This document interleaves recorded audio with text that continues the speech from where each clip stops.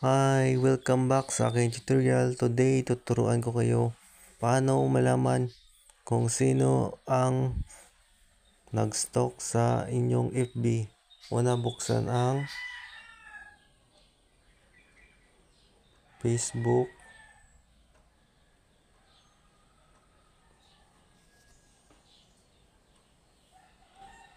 Hanapin mo yung account mo. Diyan man nagkamali ako dito. Hindi dapat ipindutin yung main note. Dapat yung 3 horizontal lines o yung hamburger menu. Reload menu. Hingi na yung signal eh. Click mo yung profile picture. Then yung 3 horizontal dots.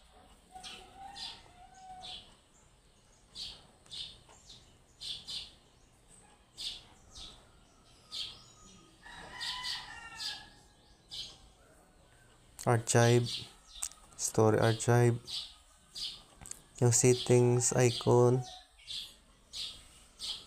See all story settings. You can see your stories.